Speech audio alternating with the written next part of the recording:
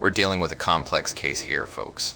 I've got 3 symptoms to consider: immune-mediated inflammatory diseases, pannivitis, and trigger finger. Those are quite rare conditions, Dr. Hawks. Let's take some time to analyze them. Since when is trigger finger rare? Exactly. If we proceed without proper research, it could lead to disastrous consequences for the patient. You're all wrong. It's not a rare condition, it's A-transfer anemia. I'm confident in my diagnosis. The patient will undergo ganglionectomy. Risky, perhaps, but it's the right treatment. We appreciate your conviction, Dr. Hawks. However, we must also consider the potential risks. Consider this. Get to work, damn it. Hey, boss, you wanted to see me? Yeah, Hawks. We need to discuss this whole ganglionectomy procedure you want to perform on your patient. You think they have a transfer anemia, right? That's correct, Tracy. Well, let me tell you something, Hawks. Your ideas are always so damn stupid.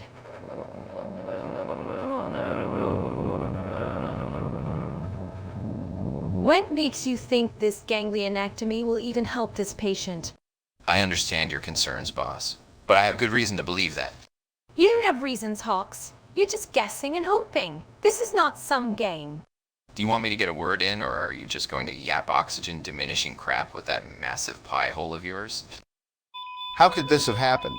The patient is in critical condition and you're not taking this seriously enough, Hannah.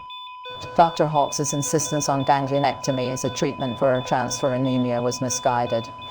We must correct the course of action immediately. I cannot believe we are in this predicament, all because of your complacency. The patient's life hangs in the balance, and you want to discuss treatments?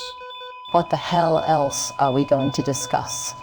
The fact the patient is coding and Hawks is an idiot. Be useful for once.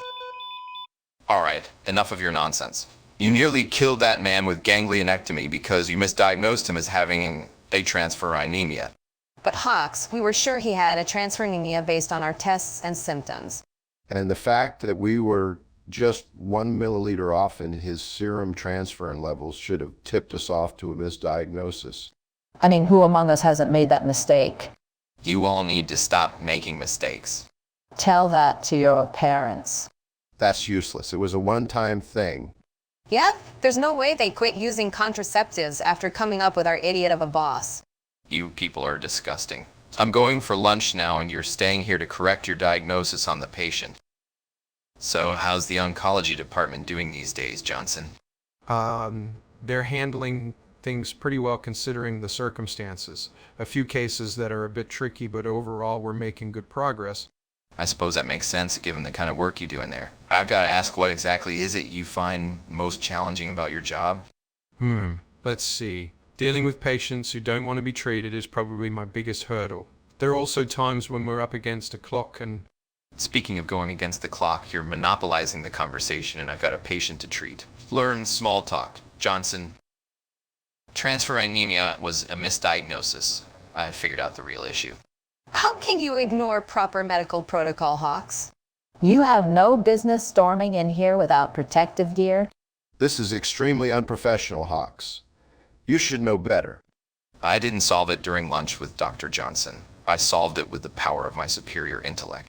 No one even asked that yet, but given you've jumped to that defense already, it means you probably did solve it during lunch.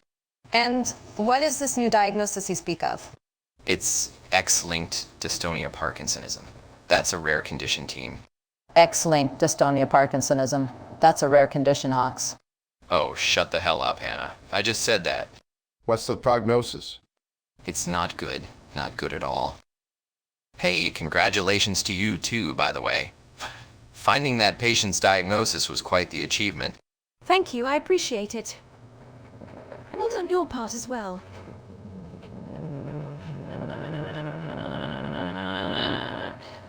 Yeah. Too bad you're an idiot and this crap will happen again tomorrow.